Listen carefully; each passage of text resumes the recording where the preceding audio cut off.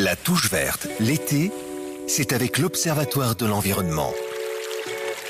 Une touche verte avec l'œil et Nouvelle-Calédonie la première. Bonjour les amis, ce soir c'est Réveillon, alors on va parler langoustes. Non, pas tout à fait, c'est pas une chronique culinaire, mais on va parler de la maison des langoustes, parce que qu'elle nous entoure, nous fascine, nous berce, qu'on s'en nourrisse ou qu'elle nous invite au voyage, la mer fait partie de nos vies et elle est précieuse. À nous donc d'en prendre soin et ça commence par savoir comment elle se porte.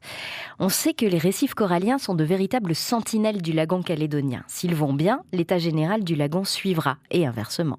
C'est pourquoi scientifiques et bénévoles ne cessent pas de scruter les récifs dans leurs moindres recoins. Un récif est comme une ville sous-marine avec des habitats et des habitants, et ils dépendent les uns des autres. Les habitats récifaux sont comme des maisons, des refuges ou même des ressources alimentaires. Ce sont les coraux, bien sûr, mais aussi les roches, les dalles, le sable. Et les habitants du récif, eux, sont scindés en deux grands groupes. D'un côté, les poissons, et de l'autre, les invertébrés, comme les oursins, les étoiles de mer et les bénitiers. Donc pour évaluer l'état d'un récif, les observateurs vont compter poissons, coraux, invertébrés sur les stations d'observation où ils reviennent idéalement tous les ans pour pouvoir suivre les évolutions. La compilation de toutes ces informations donnera le diagnostic annuel. Un récif en bonne santé est par exemple constitué de coraux variés, de poissons papillons, caractéristiques des récifs bien vivants, et de poissons herbivores comme les chirurgiens et les perroquets qui broutent les algues et donc nettoient le récif.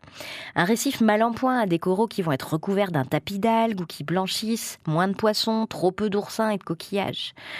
Donc chaque année, dans le Grand Lagon Sud, c'était le suivi participatif Acropora porté par le Comité consultatif coutumier et environnemental, le CCCE et l'œil, qui nous permettait depuis 2013 de nous donner un état des récifs suivis à Goro, à l'Île-Ouin et à l'île des Pins. Les bénévoles des tribus voisines avaient juste besoin de palmes, masques, tubas et d'ouvrir grand les yeux. Malheureusement, Acropora n'a pas pu se tenir en 2020 et en 2021, mais nous avons bon espoir de retourner au chevet des récifs du Grand Sud très bientôt. À l'échelle du pays, il faut savoir que le réseau de suivi est bien plus large. En fait, le réseau d'observation des récifs coralliens de Nouvelle-Calédonie, au RORC, compte aujourd'hui presque 90 stations sur tout le territoire.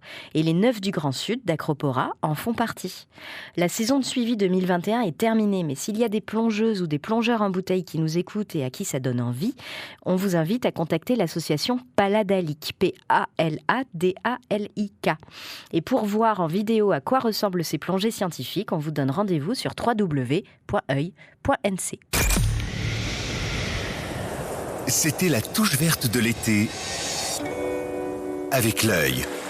L'Observatoire de l'environnement en Nouvelle-Calédonie sur la première. La première.